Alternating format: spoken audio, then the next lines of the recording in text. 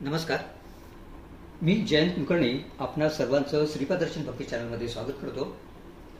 या श्रीपाद दर्शन भक्ती चॅनलद्वारे आपण सर्वांना घेऊन एक आध्यात्मिक प्रवास करण्याचा प्रयत्न करीत आहोत आणि आज या चॅनलद्वारे या आध्यात्मिक जागृतीचा परिवर्तनात्मक प्रवास कसा घडणार आहे यावर आपण मार्गदर्शनपर माहिती पाहणार आहोत. आता या प्रवासासाठी या परिवर्तनात्मक प्रवासासाठी जी पोषक अशी आध्यात्मिक विषय लागतात ते विषय म्हणजे नर्मदा परिक्रमा, आदि जगद्गुरु शंकराचार्य, अद्वैत वेदांत आणि महायोग दीक्षा, श्रीमद भगवत गीता, श्रीमद भागवत, श्री गुरुचरित्र आणि संत आणि त्यांची प्रबोधनपर कार्य. तर या विविध विषयावरील भक्तीपर विषयावरील हे जे काही व्हिडिओज आपण श्रीपाद दर्शन भक्ती चॅनलद्वारे आपणासमोर मांडण्याचा प्रयत्न करत आहोत. आज अगोदर असं म्हटलेलं आहे की आपण याचं वाचन चिंतन मनन करून ही आपणासमोर मांडत आहे, जेणेकरून आपला आध्यात्मिक प्रवास सुखकर व्हावा, आनंददायी व्हावा ही दीक्षा. तर कृपया आपणाला सर्वांना विनंती आहे, पुढील व्हिडिओ संपूर्णपणे पहा आणि चॅनलला सबस्क्राईब करा, लाईक करा आणि या चॅनलचा सहभाग करा.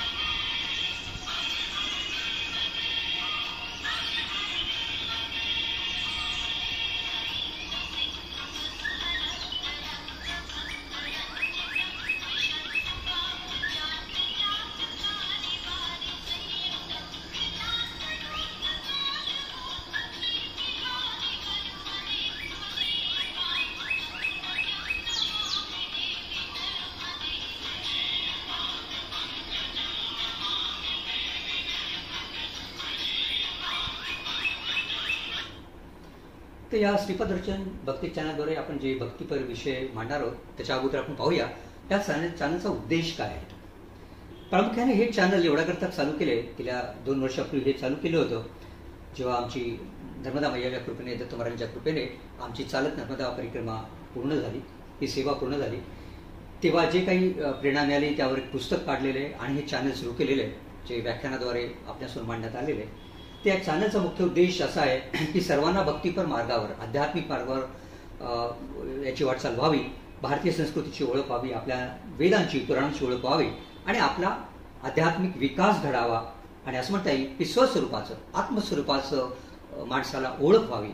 त्याप्रमाणे आपण भगवंताच्याही स्वरूपाची ओळख व्हावी, जी त्याच्याकरता जी काही उपासना लागते, जे काही ज्ञान लागतं, जी काही भक्ती लागते, ते सर्व भक्तीपर विषय इथे मांडण्याचा प्रयत्न करीत आहोत. आणि आपण या चॅनलद्वारे आणि पुस्तकातून मिळालेल्या पैशाद्वारे आपण अन्नदान सेवा करत आहोत. गेल्या 2 वर्षामध्ये आपण 15 वेळी अन्नदान सेवा केली आणि यामध्ये जवळजवळ 8,500 लोकांसाठी ही अन्नदान सेवा आपण करू शकलो. आता येत्या गुरुपौर्णिमेला देखील आपण ही अन्नदान सेवा करणार आहोत. आता या भक्तीपर विषयामध्ये विविध विषय मांडणार आहोत, ज्यात मुख्यत्वे नर्मदा परिक्रमा.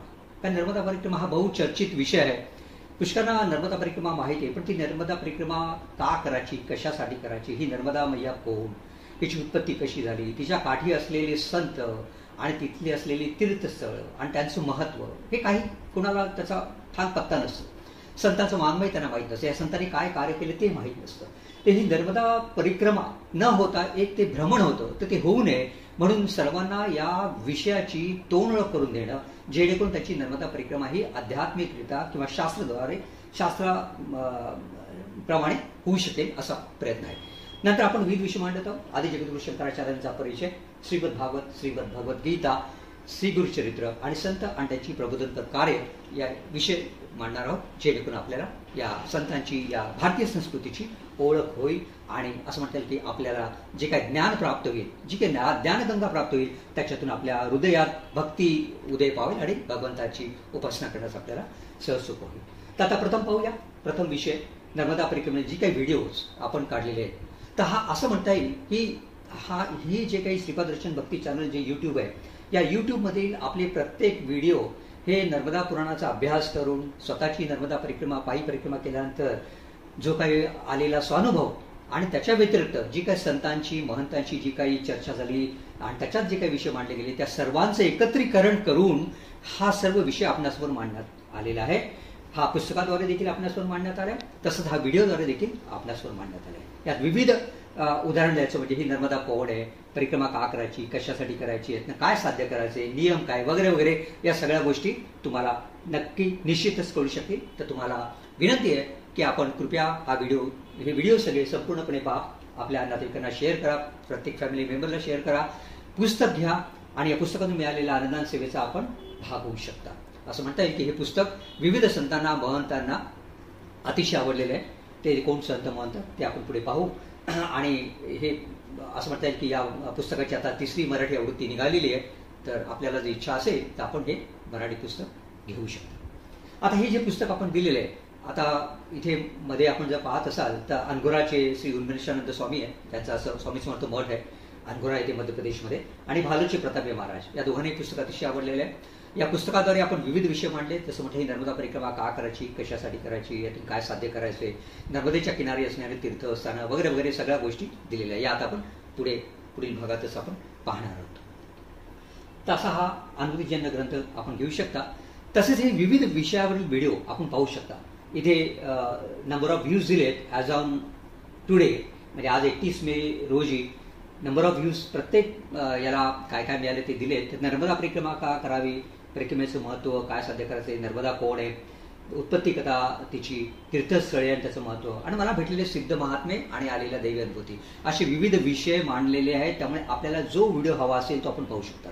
माझी आपल्याला विनंती की आपण सुरुवातीपासून जर सगळे व्हिडिओ क्रमवार बघत गेले तर आपल्याला एक त्याची शृंखला मिळेल आणि असं म्हणता येईल ती एक लिंक मिळेल. त्यामुळे आपल्याला ती कंटिन्युटी साधेल आणि आपल्याला हा संपूर्ण नर्मदा परिक्रमेचा विषय कळू शकतो. ही नर्मदा कोण आहे, ही परिक्रमा का करायची, कशासाठी करायची, यातून काय साध्य करायचं, हिची उत्पत्ती कशी झाली, याच्या किनारी कुठले कुठले तीर्थस्थळ आहे, त्या तीर्थस्थळांचं महत्त्व काय, म्हणजे पायी परिक्रमा असो किंवा उत्तर वाहिनीची परिक्रमा असो किंवा बसद्वारे वाहनाद्वारे केलेली परिक्रमा असो, त्या मुख्यत्वे तीर्थस्थळांना आपण भेट द्यावी आणि त्या तीर्थस्थळाच्या महत्त्व ते जाणून घेतल्यानंतर तिथे काहीतरी उपासना करावी, हा एक मुख्य उद्देश आहे. आणि तसेच मला भेटलेले सिद्ध महात्मे दैव अनुभूती सांगण्याचा उद्देश एकच आहे की ही जी अनुभूती मला जी आली ती आपल्यासमोर मांडते, जेणेकरून आपला भगवंतावर विश्वास दृढ व्हावा, श्रद्धा दृढ व्हावी, याकरता हा सगळा खटाटोप आहे. आणि ती श्रद्धा दृढ झाली की असं म्हणता येईल की आपण मग आपली उपासना खूप छान प्रकारे होऊ शकते. आता हे विविध व्याख्यान आहेत. काही फलटण ठिकाणी झालेली व्याख्यान आहेत, काही घंटाळीमध्ये ठाणे येथे झालेली व्याख्यान आहेत, तर काही शंकरमाच्या मठात झालेली व्याख्यान आहे. आपण बघू ते कुठे कुठे व्याख्यानं झाली आहे. ते ह्या विविध व्याख्यानांचे व्हिडिओ देखील आपणासमोर मांडण्यात आलेले आहेत. आपण या श्रीपाद दर्शन भक्ती चॅनलला जर आपण भेट दिली, श्रीपाद दर्शन भक्ती चॅनल _ जयंत कुलकर्णी असं आपण यूट्यूबवर जर गेलात, सर्च केलात तर आपल्याला जवळजवळ 17 ते 18 व्हिडिओज मिळतील. तर आपण कृपया हे व्हिडिओज पहा, अवश्य याचा लाभ घ्या, जेणेकरून आपल्याला संपूर्णपणे ही माहिती मिळू शकेल. आता हे विविध काउंट पण दिलेले की आज ऑन टुडे किती नंबर ऑफ व्ह्यूज याचे झालेले आहेत, त्याप्रमाणे तुम्हाला त्याची एक साधारणतः आयडिया येऊन जाईल.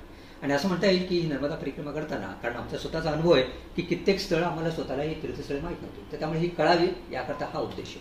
तसंच उत्तर वाहिनीचा पण आपण नर्मदा परिक्रमेचा व्हिडिओ काढलेला आहे, जो मराठीमध्ये आहे, हिंदीमध्ये पण आहे.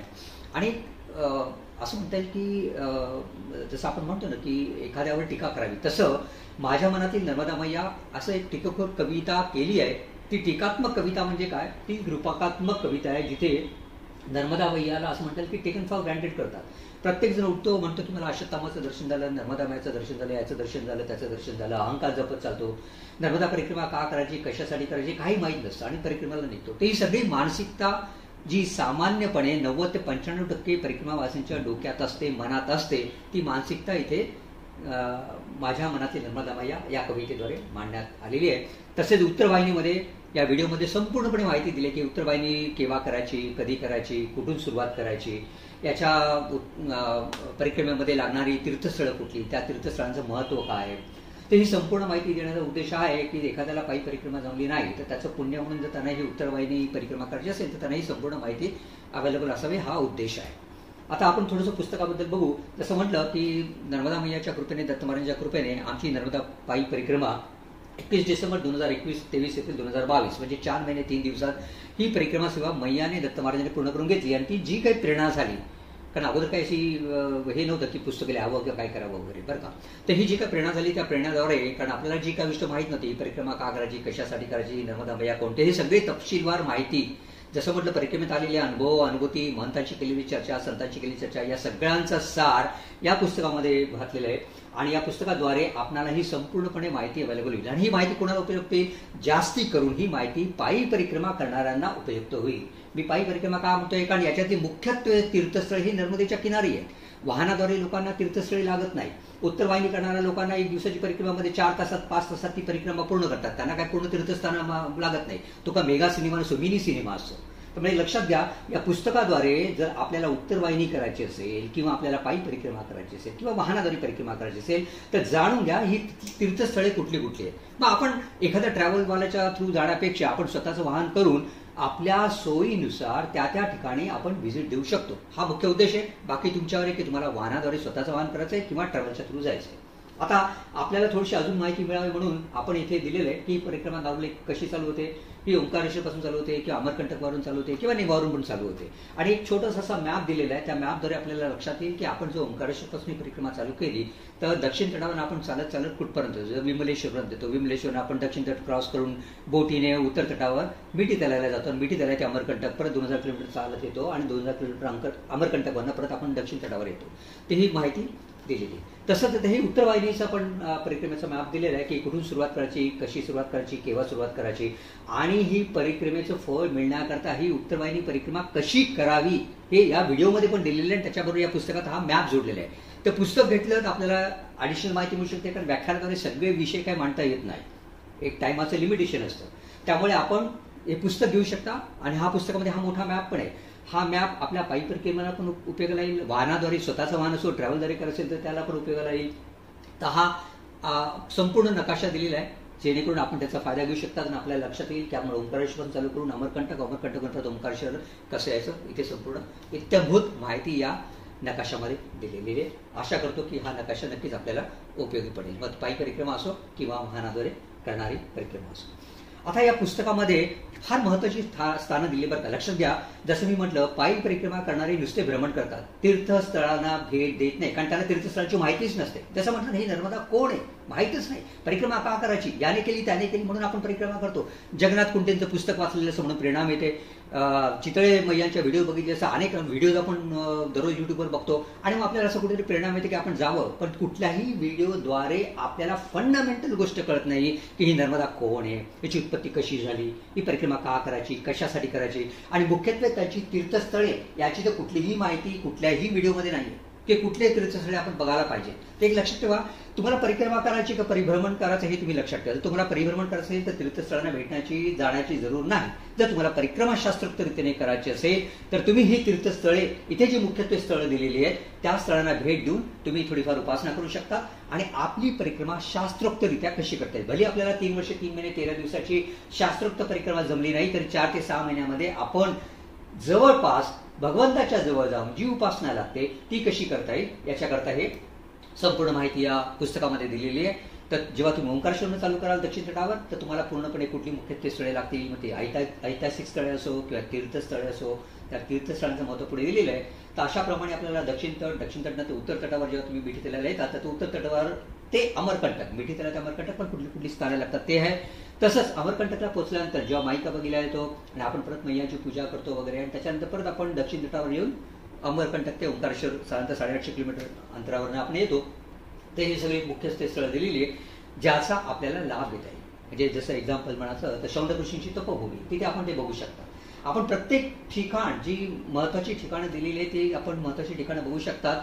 आणि जसं म्हटलंय की मांधाता पर्वताची परिक्रमा ही अगोदरी करावी लागते, नंतर पण करावी लागते, आपल्यावर अवलंबून आहे. शेवटी बघा श्रद्धा आणि भाव असतं त्याप्रमाणे ही परिक्रमा करायला लागते. आपण एक लक्षात ठेवा या परिक्रमेमध्ये नंतर का करायची असते, कारण नंतर आपल्या कुठल्याही लोकांचं ऋण आपल्याला राहू नये, पायी परिक्रमेच म्हणतो ऋण राहू नये म्हणून आपण मांधाताची परिक्रमा करून तिथल्या जो महेश्वर आहे तिथल्या महेश्वराला आपण असं म्हणता येईल की ऋणमुक्त मोचन महेश्वर आहे त्याला आपण डाळ घालतो. ती ओली डाळ नर्मदा कावेरीचा जो संगम आहे त्या संगमात ती बुडवायची असते, ती डाळ महादेवाला अर्पण करायची असते. तर या ऋणमुक्तेश्वर महादेवाला जे आपण अर्पण करतो त्या सगळ्यांचं ऋण आपलं फिटलं जातं बरं का. तर असंही अवश्यही या पुस्तकात दिलेली माहिती पहा, खरंच तुम्हाला ती आवडेल आणि महत्वाची आहे. आवडेल म्हणजे कशी ती तुमची उपयोगाची आहे, ती कशी उपयोगात आणण्याची परिक्रमेमध्ये हे तुमच्यावर अवलंबून आहे. तर असं हे सगळं महत्वाची ठिकाणं आपण पुस्तकामध्ये दिलेली आहे तर आपण त्यात बघू शकतात. आणि जसं म्हटलंय की त्यात पुस्तकामध्ये अजून ॲडिशनल आपण माहिती काय दिली, विविध स्थळांचे फोटोज दिले. आता इथे बसून आपल्याला कळणार नाही की शूलपाणेश्वर मंदिर कुठलं आहे. आता पूर्वीचं जे जुनं शूलपाणेश्वर मंदिर होतं शिलपाणीमध्ये जंगलामध्ये ते सरदार सरोवर डॅम झाल्याने संपूर्णपणे मंदिर पाण्याखाली गेलेले आहे. तर आता हे नवीन गोरा कॉलनी म्हणून आहे, तर तिथे हे नवीन मंदिर बांधलेले. तर आपल्याला या पुस्तकाद्वारे त्या त्या स्थळांचं फोटो मिळेल. म्हणजे जसं ममलेश्वर महादेव म्हणजे काय, शूलपाणीश्वर महादेव म्हणजे काय, किंवा गरुडेश्वर म्हणजे कुठे आहे, भालोद कुठे आहे वगैरे. तर ह्या सगळ्यांचं इथे फोटोज दिलेत, ज्याच्यामुळे असं म्हणता येईल की तुम्ही जरी परिक्रमेला जाऊ शकला नाही काही कारणास्तव, तर ते फोटो बघून, पुस्तक वाचून मी तुम्हाला ठामपणे सांगतो, कारण माझा हा अनुभव, स्वतःचा अनुभव, लोकांकडनं मिळालेला अनुभव आहे की बहुतांशी लोकांना पुस्तक वाचल्यानंतर व्हर्च्युअल परिक्रमा घडलेली आहे. आणि या व्हर्च्युअल परिक्रमेमध्ये लक्षात ठेवा, व्हर्च्युअल परिक्रमेमध्ये त्या त्या स्थळांचं आपल्या नजरेसमोर ती स्थळं पाहिजे, तर ही नजरेसमोर आपल्या स्थळं येतात. आता उदाहरणार्थ बघायचं म्हटलं तर आपल्याला, आपण गोमुख घाटावरनं ओंकारेश्वरनं चालू करतो पायी परिक्रमा, वाहनवाले पण गोमुख घाटावरनं चालू करतात. तर साधारण तुम्हाला लक्षात येईल की हे गोमुख घाट कुठला, ओंकारेश्वर कुठला, हा ममलेश्वर महादेव कुठला आहे वगैरे, अमरकंटकचं पाताळेश्वर महादेव काय, शूलपाणेश्वर मंदिर कुठे आहे वगैरे वगैरे, बरं का, भालोचं दत्त मंदिर किंवा गरुडेश्वरचं दत्त मंदिर वगैरे. तर ह्या सगळ्यांचे फोटो, सगळ्यांचं दर्शन आपल्याला बसल्या बसल्या मिळू शकते. लक्षात ठेवा, जसं आपण फोटोमध्ये दर्शन घेतो तसं हे दर्शन तुम्हाला, फक्त तुमचा भाव पाहिजे. जसं म्हटलं, पुस्तक वाचाल तर तुम्हाला ती व्हर्च्युअल परिक्रमा घडेल आणि या स्थळांचं फोटो बघितल्यानंतर तुम्हाला लक्षात येईल की हे असं असं स्थान आहे. म्हणजे पुढच्या वेळी जर तुम्ही परिक्रमाला जाल, मग ती पायी असो, वाहनाने असो किंवा उत्तरवाहिनी असो, तुम्हाला एक साधारण एक कल्पना आलेली असते की काय आहे काय नाही. आता या फोटोमध्ये आपण पुस्तकामध्ये अजून ॲडिशनल अशीच माहिती दिलेली आहे. जसं एक्झाम्पल, जसं म्हटलं गरुडेश्वरचं मंदिर आहे, मंडलेश्वरचं मंदिर आहे, दत्त महाराजांचं मंदिर आहे, बर्मान घाट आहे म्हणजे ब्राह्मण घाट आहे जिथे ब्रह्मदेवाने तपश्चर्या केलेली वगैरे. नंतर शंकराचार्यांचा जो जुना धुमगड, इथे शंकराचार्यांचा मठ आहे जिथे त्यांचे गुरु गोविंदपाद आणि शंकराचार्यांची अगदी सुबकर सुंदर मोहक मूर्ती आहे. अतिशय प्रसन्न वातावरण या मंदिरामधलं. तशीच ती गुहा दिलेली आहे, ज्या गुहेमध्ये ती बसायचे, त्यांची चर्चा चालायची. त्या गुहेमध्ये दोघांच्या पादुका आहेत, त्याचं दर्शन आपण घेऊ शकतात. नंतर रावेरखेडी येथे बाजीराव पेशव्यांची आपण समाधी बघू शकतात. महेश्वर मोठंच ठिकाण आहे, अहिल्याची होळकरांची राजधानी, त्या अहिल्याबाई होळकरांचा वाडा बघू शकतात, त्यांचं देवघर बघू शकतात. आपण तिथला मोठा फोर्ट किल्ला बघू शकता. तसंच राजराजेश्वर मंदिर, जिथे भगवान दत्तात्रयाने कार्तिवीर्याला म्हणजे अर्जुनाला दर्शन दिलं आणि सहस्त्र हात दिले, ते आपण स्थान बघू शकता. हा बघा, इथे महेश्वराचा पण आपल्याला महेश्वरचा किल्ला दाखवलेला आहे, महेश्वर घाट पण दाखवलेला आहे. त्याचप्रमाणे माईकी बघूया म्हटलं, जसं अमरकंटकमध्ये येतं जिथे आपण पूजा पाठ करतो आणि पुन्हा आपण जल वाहतो वगैरे. तसं रेवाकुंड, पद्मावती राणीला प्रत्यक्ष देवीने दर्शन देण्याकरता ती प्रगट झाली त्या कुंडामध्ये, ते नाव रेवाकुंड म्हणून मांडवगडला पडलेले. तिथे चतुर्भुज रामाचं फार सुंदर मंदिर आहे, तो पण फोटो आपण पाहू शकतात. आणि आम्ही आमचे काही स्नॅप्स दिलेले आहेत, जे आम्ही परिक्रमेला 6 जण निघालो, तर आम्ही कसे निघालो, कुठून निघालो, कोणाबरोबर, आमचा वेळ आम्ही संतांच्या बरोबर खर्च केला, ते इथे आपल्याला एक उदाहरण म्हणून दाखवलेलं आहे. एक थोडीशी आपल्याला कल्पना यावी. जसं आपण लक्कडकोटचं जंगल म्हणतो, हे लक्कडकोटचं जंगल कसं दिसतं वगैरे, एक थोडी माणसाला कुठेतरी उत्सुकता असते, ती उत्सुकता शिगेला येऊ नये म्हणून आपणासमोर हे फोटोज दिले. आता हे निसर्गाचे पण सुंदर फोटो दिले. ते लक्षात ठेवा, वाहनाने जेव्हा परिक्रमा करतो किंवा उत्तरवाहिनी करतो तर आपण नुसते पळत सुटतो. उत्तरवाहिनीमध्ये ते सगळे लोक 3-3:30 उठून पळतच सुटतात, बरं का. आणि वाहनाद्वारे करणारे तर कोणी निसर्गाचं बघतच नाही. म्हणून पायी परिक्रमा का महत्त्वाची ठरली जाते आणि पायी परिक्रमेमध्ये पुण्य का पकडलं जातं आणि 3 वर्ष 3 महिने 13 दिवसाची का सांगितली, कारण इथे आपण निसर्गामध्ये रमतो. तर हे निसर्गाची जी ठिकाणे ती आपल्याला दिली आहे, जेणेकरून आपण त्याचा पण आस्वाद घेऊ शकतात. आता उदाहरण सांगायचं म्हणजे अजून इथे आपल्याला दिले, जसं गंगेश्वरी मठ लागतो, तिथलं दत्त मंदिर आहे, ते आपण बघू शकता. टिळकवाडा, जिथे वासुदेव कुटीर, जेव्हा आपण उत्तरवाहिनी चालू करतो, टिळकवाडा ते रामपुरा हा एक भाग प्रचलित जो आहे तिथे आपण चालू करतो. अदरवाईज मंडलावर पण आजकाल उत्तरवाहिनी उचलली जाते. तर अशा विविध ठिकाणची फोटो दिले आहेत, जेणेकरून आपल्याला थोडीशी त्याची कल्पना येईल वगैरे. अमरकंटकचं पण अमरेश्वर मंदिर दिलेलं आहे.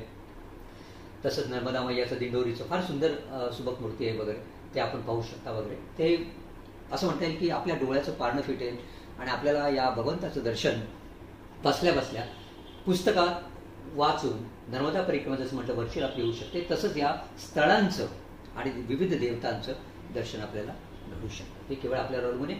पुस्तक आपलं मराठीमध्ये पडेल, हिंदीमध्ये पडेल. आता या पुस्तकाचा रिव्ह्यू सगळ्या ठिकाणी आलेला आहे, म्हणजे सकाळमध्ये आलेलं आहे, तरुण भारतमध्ये आलं आहे, दैनिक चित्रकूटमध्ये पण आलेलं आहे, लोकसत्तेमध्ये पण आलेलं आहे.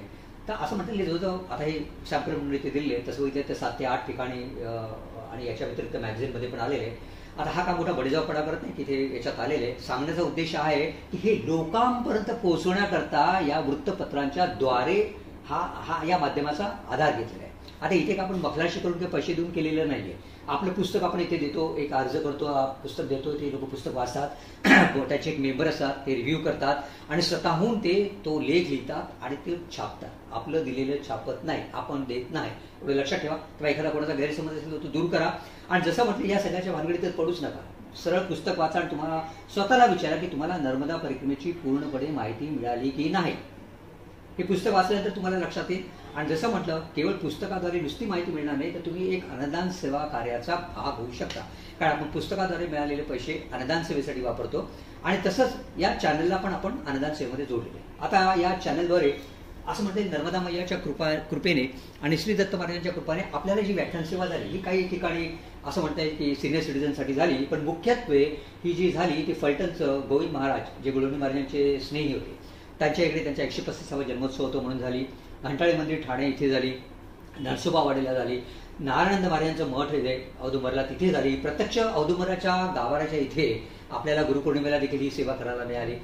टेंबे स्वामी महाराजांच्या माणगाव इथे आपली झाली वगैरे, शंकर महाराजांच्या धनकोडी मठात झाली. तर सांगायचा उद्देश काय, अपार्ट फ्रॉम सिनियर सिटीजनसाठी म्हणा किंवा इतर ट्रॅव्हलसाठी केलेल्या हे म्हणा, आपण काही कोणाला प्रमोट करण्यासाठी करत नाहीये, मुख्य ते आपली भगवंतांच्या ठिकाणी ही व्याख्यान सेवा झाली. म्हणजे ही कुठेतरी भगवंतांची इच्छा आहे, नर्मदा मैयाची इच्छा आहे, दत्त महाराजांची इच्छा आहे, स्वामी समर्थांची इच्छा आहे, असं म्हणता येईल शंकर महाराजांची इच्छा आहे आणि टेंबे स्वामी महाराजांची इच्छा आहे की बाबा तू हे सर्व लोकांसमोर मांड.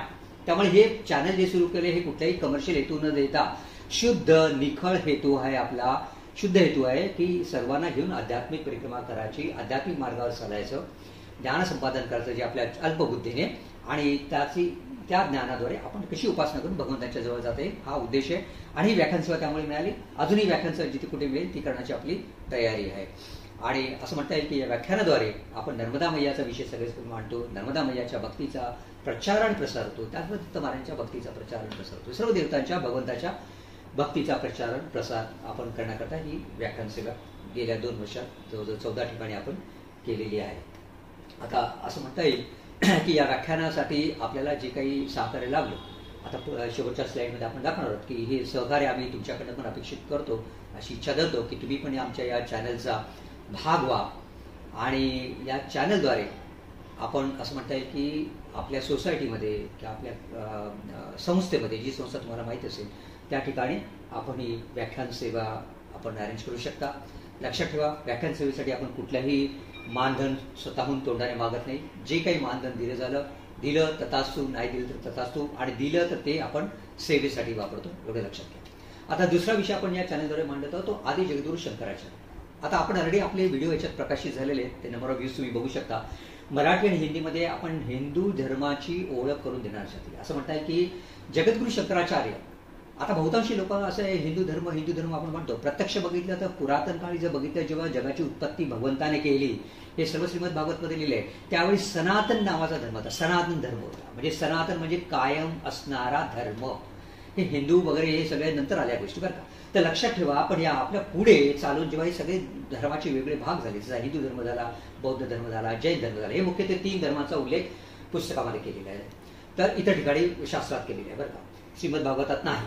तर या आपल्या हिंदू धर्माचा पुनरुद्धार करण्याकरता जो माणूस झटला, जी महान मूर्ती झटली, त्यांचं नाव आदि जगद्गुरू शंकराचार्य. तर आपलं हे असं म्हणता येईल प्रत्येक भारतीयाचं हे कर्तव्य आहे की आदि जगद्गुरू शंकराचार्य कोण, त्यांची ओळख होणं, त्यांची तोंड ओळख होणं, त्यांनी काय अद्वैत वेदांत सिद्धांत मांडलाय ते लक्षात घेणं फार जरुरीचं आहे. लक्षात घ्या, तुम्ही इंजिनियर व्हा, डॉक्टर व्हा, खूप शिका, खूप पैसे कमा, तो सगळा भाग वेगळा, पण याच्या व्यतिरिक्त आपल्या भारतीय संस्कृतीची ओळख ठेवा, भारतीय संस्कृतीला जपा, आणि ती संस्कृतीची ओळख आपल्या मुलाबाळांना आणि पुढच्या पिढींना द्या.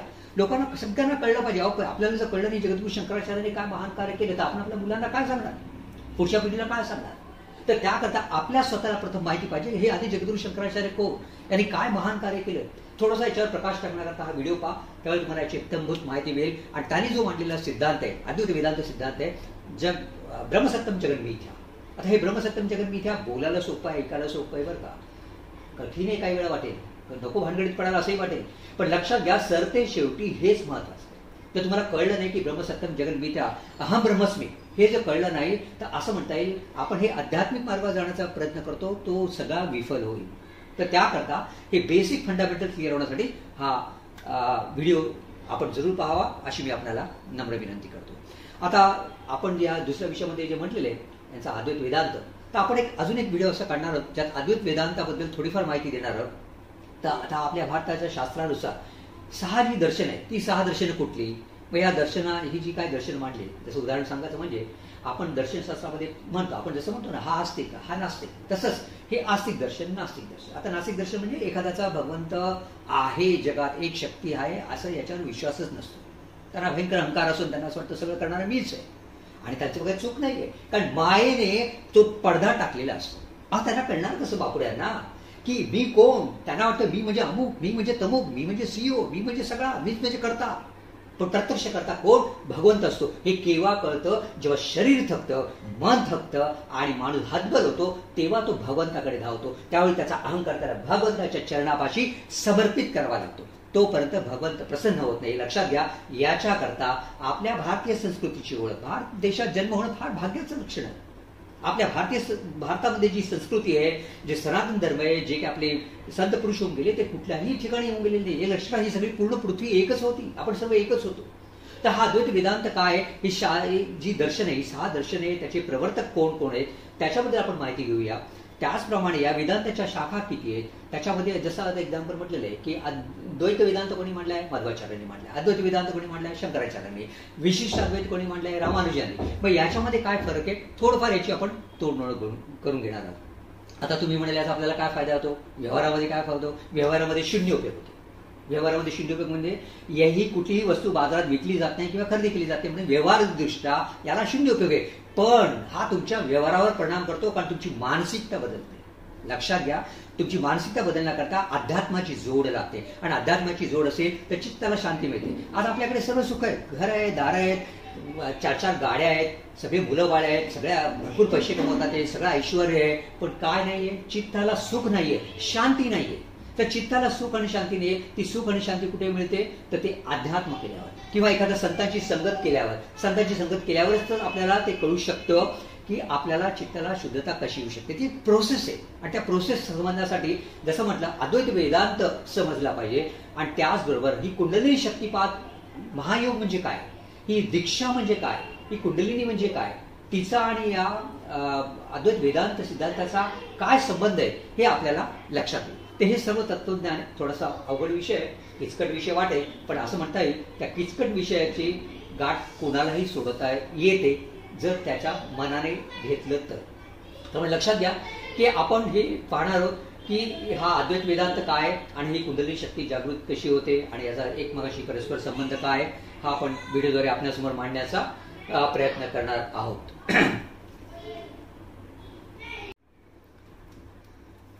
आता या विषयामध्ये आपण पाहणार आहोत, जसं अगोदरच्या स्लाइडमध्ये आपण पाहिलं की अद्वैत वेदांत जो आदि जगद्गुरु शंकराचार्यांनी मांडलाय, अहम ब्रह्मस्मी ब्रह्मसत्यम जगन्मीता जीवो ब्रह्मेव नापरहा, हा अद्वैत वेदांत आहे. आणि ही महायोग दीक्षा, याचा परस्पर संबंध आपण पाहणार आहोत पुढे जाऊन. याच्यावर आपण जो व्हिडिओ काढणार आहोत ते याचा परस्पर संबंध कसा, जसं म्हटलं अहम ब्रह्मस्मी हे जे कळलंच नाही किंवा ब्रह्मसत्यम जगन्मीथ्या हे जे कळलं नाही, म्हणजे मायेचा पडदा जोपर्यंत आपल्या डोळ्यावर आहे, जोपर्यंत आपल्या चित्तावर आहे, आपल्या चित्तपटलावर आहे, अंतःकरणावर आहे, तोपर्यंत आपल्याला आपल्या आत्मस्वरूपाची ओळख होणार नाही. जसं माऊलींनी पण म्हटलेलं आहे की जीवाशिवाची भेट होते. जीवाशिवाची भेट म्हणजे काय? कुंडलिनी शक्ती जागृत होणं. आता ही कुंडलिनी शक्ती म्हणजे काय? अनेक दीक्षा, अनेक प्रकारच्या दीक्षा असतात. मंत्र दीक्षा असते, सोहमची दीक्षा असते, शक्तिपात दीक्षा असते. आता भगवंताच्या कृपेने असं म्हणता येईल की माझे गुरु श्री शरशास्त्री जोशी महाराज वासुदेव निवास पुणे यांच्या हस्ते मला ही शक्तिपात दीक्षा योग प्राप्त झाली. हे माझं भाग्य समजतो, परम भाग्य समजतो. तर ही शक्तिपात दीक्षा किंवा शक्तिपात महायोग आणि अद्वैत वेदांत याची सांगड कशी घालता येईल हे आपण पाहूया. आणि याकरता हे विषय मांडत आहोत जेणेकरून आपल्याला थोडीफार या असं म्हणता येईल की आपल्या ज्ञानामध्ये थोडीफार याची ओळख होऊ शकते. हा सिद्धांत काय सांगतोय हे मनाला पटू शकतं. आणि जेव्हा मनाला पटेल की अहम ब्रह्मस्मी म्हणजे माझ्यात ब्रह्म आहे, प्रत्येक आत्मा हा परमेश्वराचा अंशात्मक आहे, परमात्माचं स्वरूप आहे, जीव हा शिवच आहे. याच्या प्रत्येक चराचर सृष्टीमध्ये, प्रत्येक माणसामध्ये जेव्हा आपण हे परमात्मा पाहू शकतो त्यावेळी असं म्हणता येईल की एक सौख्य भाव येऊ शकतो. तर ही कुंडलिनी शक्ती जागृत कशी होऊ शकते, त्याच्याकरता काय प्रोसेस वगैरे ते आपण सगळ्या गोष्टी पाहणार आहोत. त्याचप्रमाणे आता तिसरा विषय आपण मांडणार आहोत श्री भगवद्गीता. आता भगवद्गीताचं सगळ्यांना माहिती आहे, पण दुर्दैवाने असं म्हणता येईल भगवद्गीतेची ओळख इतक्या लोकांपर्यंत अजूनही पोहोचलेली नाहीये. भगवंताने जी ही भगवद्गीता सर्वप्रथम सूर्याला सांगितली होती आणि त्याच्यानंतर काही काळ लोकल्यानंतर मग ही अर्जुनाला कुरुक्षेत्रावर त्यांनी सांगितली. आता ही भगवद्गीता म्हणजे आपण थट्टा मस्करी करतो, पण लक्षात घ्या कॉर्पोरेटमधले ज्या काही पॉलिसीज आहेत किंवा रोजच्या जीवनामध्ये आपण जे काही जगतो किंवा कॉर्पोरेटमध्ये प्रत्येक सीईओ किंवा टॉप लेवल किंवा टॉप मॅनेजमेंट जगते, त्या सगळे मॅनेजमेंट प्रिन्सिपल्स काय आहेत हे सगळे या भगवद्गीतेमध्ये येतात. म्हणजे असं म्हणता येईल की हे भगवद्गीता जीवनाचं मूल सार आहे. म्हणजे ही भगवद्गीता तुम्हाला नीती शिकवते, ही भगवद्गीता तुम्हाला निष्काम भक्ती सेवा कशी करायची ती शिकवते, ही भगवद्गीता तुम्हाला विविध भक्तीचे साधनं सांगते, जसं अष्टांग योग सारखे साधनं सांगते. योग काय करायचा, योगा वेगळं, योग कसा करायचा, ज्याद्वारे भगवंताची तुम्ही प्राप्ती करू शकता. पण सगळ्यात सुलभ मार्ग जसं नाम संकीर्तन, नामस्मरण किंवा भक्ती उपासना हे केलं तरी तुम्ही भगवंतापर्यंत कसं पोहोचू शकता. तर श्रीमद भगवद्गीतामध्ये त्यांनी ज्या अर्जुनाला त्यांनी शस्त्र टाकली होती आणि आपल्या आत्मसुखी समोर पाहिजे, तर त्याला वाटलं की मला हे राज्य नको, आपल्या लोकांना मारून काय राज्याचा उपभोग घ्यायचा आणि काय आनंद त्यातनं मिळणार आहे. त्यावेळी त्याला जी केलेली जो काही उद्देश आहे, त्याला जो केलेला उद्देश आहे तो भगवद्गीतेच्या स्वरूपात आहे. तर ती भगवद्गीता प्रत्येकाने जाणून घ्यावी हा याचा आपला प्रयत्न आहे, ज्याच्यामध्ये धर्म काय, धर्माची व्याख्या काय, धर्माप्रमाणे आचरण कसं करायचं, कर्म काय असायला पाहिजे, ज्ञानाची प्राप्ती कशी, भक्तीची कशी, योगाची कशी. तसं म्हणतात 3 खंड आहे, ज्ञानखंड, भक्तिखंड आणि कर्मकांड. तर खंड किंवा कांड, ज्ञानखंड म्हणता येईल किंवा ज्ञान कर्म म्हणता येईल, कर्मकांड म्हणता येईल, ज्ञानकांड म्हणता येईल, भक्तिकांड म्हणता येईल. हे कुठे भगवद्गीतेमध्ये पण आहे, गुरुक्षेत्रात पण आहे, श्रीमद भागवतात पण या सगळ्यांचा विषय येतो. तर या श्रीमद भगवद्गीतेचा आपण परिचय करून घेणार आहोत, जेणेकरून असं म्हणता येईल व्यावहारिक जगामध्ये देखील आपल्याला याचा फार मोठा उपयोग होऊ शकतो. तसंच आपण आता भागवत याच्यावर पण थोडंसं नजर टाकणार आहोत. आता श्रीमद भागवत पुराण हे कोणी लिहिलं, हे व्यासाने लिहिलं. व्यास असं म्हणता येतं की या जगात अशी कुठलीही वस्तू नाही जी व्यासांच्या नजरेतून सुटलेली नाहीये. व्यासोशिष्टम सर्व जगात, म्हणजे याचं काय, व्यासाने जे काही लिहिले ते आज या जगतामध्ये सगळीकडेच आहे.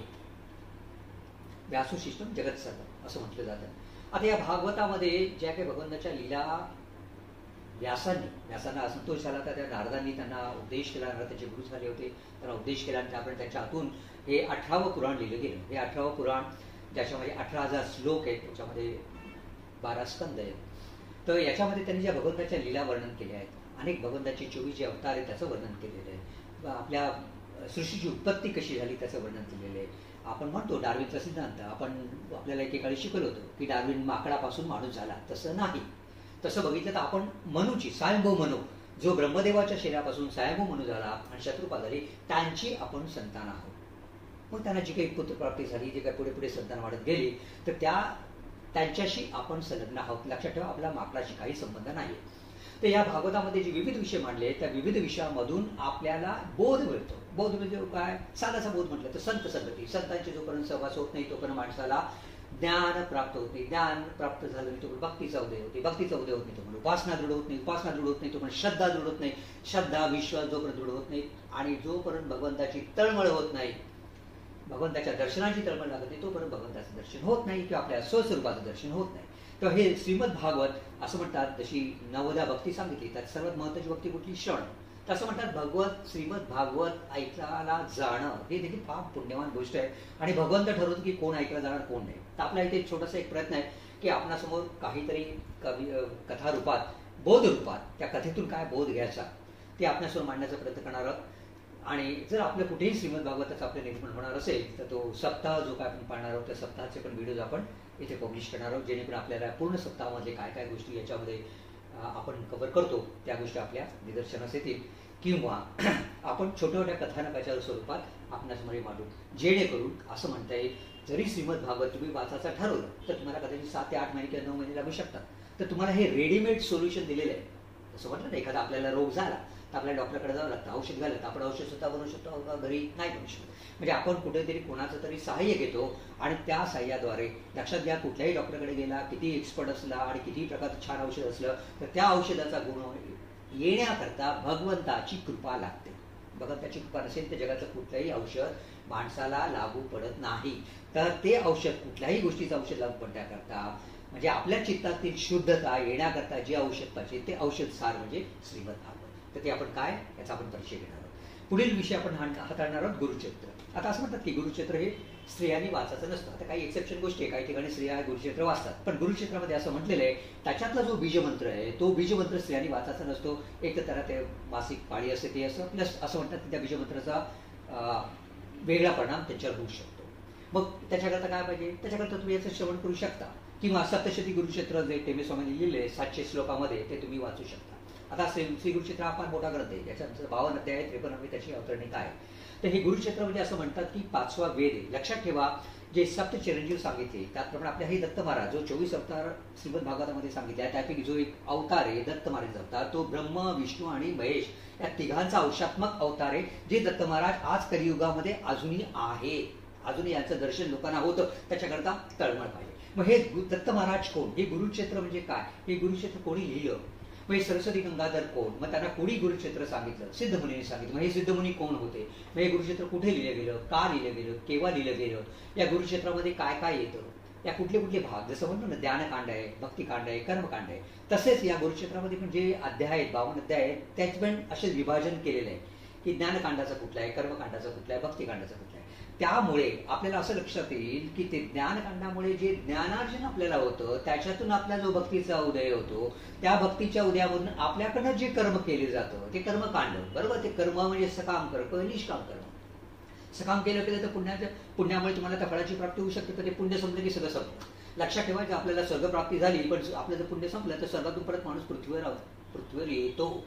त्यामुळे जर निष्काम जर एखादी भक्ती सेवा केली, एखादी सेवा केली, तर त्याचं काय वेगळं पुण्यफळ आहे. ते विविध या चरित्रामध्ये ज्या विविध कथा येतात त्या कथेद्वारे, मग ती कथा भक्ती प्रद असो किंवा ज्ञानप्रद असो किंवा कर्मप्रद असो, तर त्याप्रमाणे आपल्याला लक्षात येईल की साधारण कर्मकांड काय सांगितले, कोणी काय कशा प्रकारची कर्म करावी, त्याच्यात दिलेलं भक्ती कशी प्रकारची करावी, कुणाला आपण भक्त कोण देव आपल्यासमोर आपला कुलदैवत असेल किंवा एखादा कुठलाही देव असेल, मग ते स्वामी समर्थ असो, गजानन महाराज असो, साईबाबा असो किंवा आणखी कुठलेही कुलदैवत कोणाचं काही असो, तर त्याची उपासना करण्याकरता कशी तुमची श्रद्धा दृढ असायला पाहिजे हा भाग महत्वाचा आहे. त्यामुळे जसं म्हणतात ना, देव भावाचा भुकेला, त्याला काही नाही लागत, त्याला पैसे लागत नाही, तुम्हाला तुमचं जेवण मागत नाही, काही नाही. आपण काही नामदेव नाही की हट्ट करून बसलो, बाबा तू खातोस की नाही तर मी माझं डोकं फोडतो. आजच्या जगात कोणीही नामदेवासारखा नाही, कलियुग आहे शेवटी. पण हे गुरुक्षेत्राचं सांगण्याचा उद्देश एवढा करताय, या गुरुक्षेत्राची ओळख झाली तर आपल्याला या गुरुक्षेत्राचं महत्व कळेल. आणि लक्षात ठेवा, दत्त महाराजांचा जो महत्वाचा बीजमंत्र आहे, कुठलाही जर दत्त महाराजांचा मंत्र घेतला असं टेमे स्वामींनी जो दत्त महाराजांचा मंत्र लिहिला आहे, दिगंबरा दिगंबरा श्रीपाद वल्लभ दिगंबरा, हा पण मंत्र आहे. या कुठल्याही मंत्राचा आपण जप करू शकता. एखाद्या गुरुने दीक्षा दिली नाही, आपण कुणालाही मानस पूजा करू शकता, कुणालाही आपण आपले गुरु मानू शकता आणि मग त्याची उपासना आपण करू शकता. जसं म्हटलं की हे सर्व करण्याचा खटाटोप काय, आणि तसं हा समजा पारायण करायचं असेल तर हा पारायणाचा सत्ताविधी म्हणजे काय, संकल्प काय, संकल्प कसा करावा लागतो, त्याचे नियम काय वगैरे वगैरे सर्व माहिती आपण सविस्तर त्या व्हिडिओमध्ये देणार आहोत. आता शेवटचा विषय आपण मांडणार आहोत, संत आणि त्यांची प्रबोधनपर कार्य. आता याचा अर्थ काय, आपण सगळ्या संतांच्या बद्दल सांगणार आहोत, आपण काही थोडंफार संतांची ओळख करून देणार. जसं उदाहरण सांगत म्हणजे माऊलीची ओळख करून देणार आहोत, किंवा समजा तुकाराम महाराजांची ओळख करून देणार आहोत, किंवा स्वामी समर्थांची ओळख करून देणार, किंवा रामदास स्वामींची ओळख करून देणार आहोत. बरं का, कुठल्याही देवतेची, कुठल्याही संतांची ओळख कशी करून देता येईल, जनाबाईची ओळख करून देता येईल वगैरे वगैरे. मग त्यांनी कसे विषय मांडले, त्यांनी काय काय भोगलं. एक लक्षात ठेवा, आपल्यापेक्षा संतांनी खूप काही भोगलं, पण संतांचं आपलं आयुष्य हे आपल्या सुखाकरता असतं, फक्त आपल्या कुटुंबाकरता, आपल्या स्वतःच्या सुखाकरता असतं. आपण जी धडपड होतो स्वतःच्या सुखाकरता करतो. संत हे दुसऱ्यांच्या सुखाकरता करतात, समाजाचा सुखाकरता करतात, समाजाची उन्नती व्हावी, लोकांची उन्नती व्हावी. पण त्यांनी खूप काही दुःख भोगलंय, पण ते जन्माला आले, त्यांनी सुख दुःखाचे ते परे गेले. असं म्हणतात ना, सुख दुःख समयत्वा, सुख आणि दुःख त्यांना समान आहे. आपल्यासारखे ते सुखाने हुरळून जात नाही की दुःखाने तडपून जात नाही. लक्षात घ्या, ते असे संत आपल्याला माहिती असणं जरुरी आहे. कारण आपण भारतीय, जसं म्हटलं आपण भारतीय आहोत, भारताची संस्कृती काय ही आपली ओळख पाहिजे. या भारतामध्ये जे संत होऊन गेले, ज्यांनी जो आपल्याला अध्यात्माचा मार्ग सांगितला, भगवत प्राप्तीचा मार्ग सांगितला, जसं म्हटलं नवविधा भक्ती सांगितली, अष्टांग योग सांगितला, विविध प्रकारे सांगितले. जसे गोंदवलेकर महाराज सांगतात, काही कुठे इन्व्हेस्टमेंट करायची जरूर नाही, नामसंकीर्तन, नामस्मरण करा, काही पैशाचं लागत नाही, इन्व्हेस्टमेंट लागत नाही, वेळेचं बंधन नाही, काळाचं बंधन नाही, जागेचं बंधन नाही, कुठेही करू शकता. पण असं नामसंकीर्तन जर तुम्ही केलं, नामस्मरण जर केलं, तर असं म्हणता येईल तुम्ही तुमचा उद्धार करू शकता. कारण सरते शेवटी माणसाला लक्षात आलं की आपण इथे जन्माला आलो तो CEO बनायला किंवा पंतप्रधान बनायसाठी नाही. पंतप्रधान म्हणून जे काय कार्य करायचं ते करायलाच पाहिजे, CEO म्हणून जे काय कार्य करायचं ते करायला पाहिजे. ते व्यावहारिक पातळीवर झालं, पण आध्यात्मिक पातळीवर स्वतःची उन्नती कशी करायची आणि इतरांबरोबर, इतर लोकांना आपल्याबरोबर कसं करून द्यायचं, त्यांची उन्नती कशी करायची, त्यांना चांगला मार्ग कसा दाखवायचा, जेणेकरून असं म्हणता येईल सगळ्यांचा उद्धार. जसं माऊली म्हणते, परस्परा जडो मैत्री जीवांची. तर हे जे परस्परा जडो मैत्री जीवांची, हे केव्हा होऊ शकतं, जेव्हा तुमच्यामध्ये दाट मैत्री होऊ शकते. बरोबर आहे. तर हे केव्हा होऊ शकते, असं म्हणते अध्यात्म मार्गात जर तुम्ही एकत्र आला तर नक्कीच तुमचे असं म्हणतात की तुमचे DNA सगळे एकमेकांशी जुळू शकतात आणि असं कुठलं तरी एक वेगळं बॉन्डिंग होऊ शकतं की जिथे हे कार्य माणसाला पुढे नेता येईल. आता हे आध्यात्मिक मार्गावर आपण जे चालतो, लक्षात घ्या, कुठल्याही जेव्हा परिक्रमा तुम्ही करता तर कुठल्याही मत एकतर्फे सगळ्या गोष्टी करू शकत नाही. जसं त्याला सहकाराची जरूर असते, तसं या चॅनलसाठी आपल्याला तुमच्या सहकाराची जरूर आहे. तर हे आपण काय करतो इथे, जसं म्हटलं पुस्तकाच्या याच्यातनं धन जे काही प्राप्त होतं आपल्याला, त्याच्यातनं आपण अन्नदान सेवा करतो. तसंच हे चॅनलच्या याने पण आपण हे चॅनल पण संलग्न केलेले आहे आपल्या अन्नदान सेवेसाठी वगैरे. आपली ही अन्नदान सेवा आतापर्यंत 15 वेळा आपण केलेली आहे, 8,500 केलेली आहे. आता पुढील अन्नदान सेवा आपण या गुरुपौर्णिमेला आपण करणार आहोत, जी 10 जुलै 2025 मध्ये येते. तर ते कुठे करायचं जो काही ठरलेलं नाही आहे, पण या अन्नदान सेवा करणार आहोत. तर आपण अशा सर्वांना मी विनंती करतो की आपण सर्वांनी हे या चॅनलचे व्हिडिओ जरूर पहा, संपूर्णपणे पहा. या चॅनलला सबस्क्राईब करा, लाईक करा, आपल्या फॅमिलीमध्ये शेअर करा, मित्रांना शेअर करा आणि एवढ्यापर्यंत सीमित राहू नका. तर या कार्याचा सहभाग व्हा, या कार्यात सहभाग व्हा. सहभागी कसं होतं, तुम्ही मला कॉन्टॅक्ट करू शकता, तुम्ही पण याच्यात काहीतरी कंट्रीब्यूट करू शकता. म्हणजे एखाद्या गोष्टीवर जर तुम्हाला कुठल्या विषयावर जर बोलायचं असेल, एखाद्या संतांवर त्यांच्या प्रबोधन कार्यावर बोलायचं असेल, तर तुम्ही त्याप्रमाणे या चॅनलद्वारे आपण त्या विषय मांडू शकतो आणि त्याप्रमाणे तुम्ही ती सेवा करू शकता. याच्या व्यतिरिक्त जर गुरुक्षेत्राचं पारायण, गुरुक्षेत्राचं एखादा ठिकाणी व्याख्यान निरूपण अरेंज करायचं असेल, श्रीमद भागवताचं सप्ताह अरेंज करायचं असेल, मग तो तुमच्या घरी असो, तुमच्या सोसायटीमध्ये असो, कुठल्या तुमच्या संस्थेसाठी असो, तर तुम्ही हे आमच्यापर्यंत पोहोचू शकता. एवढी तर नक्की सेवा करू शकता. जसं म्हटलं, आम्ही कुठल्याही मानधनाची अपेक्षा ठेवत नाही. जे तुम्ही मानधन द्याल त्याच्यात आम्ही सुख आनंद मानणार, कारण ते मानधन आम्ही सेवेसाठी वापरतो, स्वतःसाठी नाही, बरं का. तर याकरता या संपूर्ण कार्याचा सहभाग व्हा.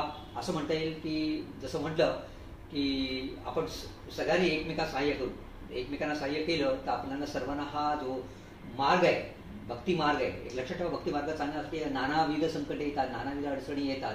अरे कशाला जातो, का करतो, काय करायचं तुला, सोड, तू जीवनात आनंद उपभोग, मजा कर, काय करायचं हे करून, देवाच्या मागे लागून, देवाचं काय समजतो, काय करायचं जगद्गुरू शंकराचार्यांचा अद्वैत सिद्धांत समजून, काय करायचा दीक्षा घेऊन, असे वगैरे म्हणणारी माणसं असतील, तिकडे कानाडोळा करा. स्वतःची उन्नती करायची असेल, जसं म्हटलं माणसाचा जन्म एकदाच होतो, कशासाठी होतो, तर आपल्या स्वतःच्या जन्ममृत्यूच्या चक्रातून सुटण्यासाठी. आता तो मोक्ष तेव्हा प्राप्त होऊ शकतो जेव्हा तुम्ही भगवंताच्या जवळ जाल. आता भगवंताच्या जवळ कसं जाऊ शकाल, जेव्हा तुम्हाला हे थोडंफार ज्ञान, दान, गंगा ही याच्यामध्ये तुम्ही न्हावून निघाल त्यावेळी. आता मला तुम्ही खूप बोललो. आता आपल्याला एक शेवटची विनंती करतो की कृपया हा व्हिडिओ संपूर्ण पहा, सबस्क्राईब करा, या कार्याचा सहभाग व्हा आणि असाच आनंद सगळ्यांचा द्विगुणित करा आणि तुमच्या सर्वांचं जीवन आनंदमय हो, अशी मी नर्मदा मैयाला आणि दत्त महाराजांना, स्वामी समर्थांना प्रार्थना करतो. सगळ्यांच्या जीवनात आनंद हो आणि या चॅनलचा आपण सहभाग व्हावं, अशी मी आपल्याला प्रत्येका विनंती करतो आणि माझ्या शब्दांना इथे विराम देतो. अवधूत चिंतन श्री गुरुदेव दत्त, गुरुदेव दत्त, गुरुदेव